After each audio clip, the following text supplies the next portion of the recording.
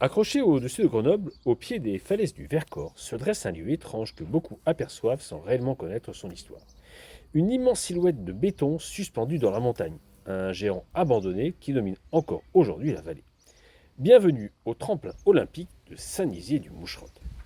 Pour comprendre son histoire, il faut remonter dans les années 60. À cette époque, Grenoble prépare les Jeux olympiques d'hiver de 1968. La France veut marquer les esprits des Jeux modernes, spectaculaires, capables d'impressionner le monde entier. Les organisateurs choisissent alors Saint-Nizier pour accueillir l'épreuve de saut à ski.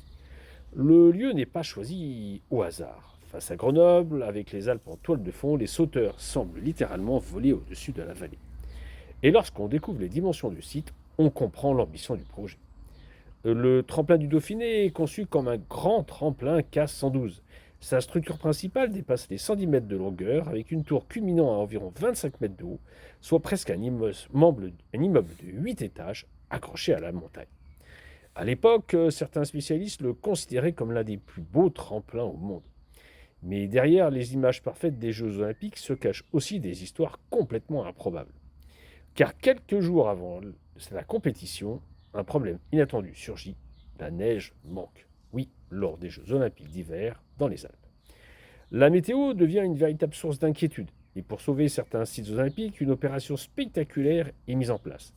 Des hélicoptères effectuent des rotations pour transporter de la neige depuis Champs-Rousse et la croix de Champs-Rousse.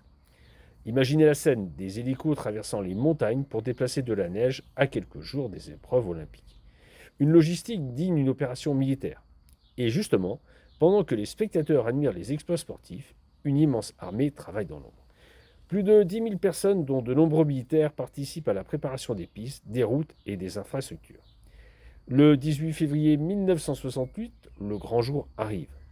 Plus de 50 000 spectateurs montent jusqu'à Saint-Nizier. Pour un petit village du Vercors, c'est presque irréel. Imaginez aujourd'hui des dizaines de milliers de personnes réunies au même endroit en montagne. Puis un homme entre dans l'histoire, le soviétique Vladimir Belousov. Peu connu à l'époque, il rend preuve l'épreuve olympique et établit un saut à 101,5 mètres record du site. Et ce qui est incroyable, c'est que cette médaille d'or restera le plus grand exploit de sa carrière. Pendant ce temps-là, à quelques kilomètres seulement, toute la France vibre pour Jean-Claude Killy à Champs-Rousse. Mais là aussi, peu de gens connaissent l'anecdote.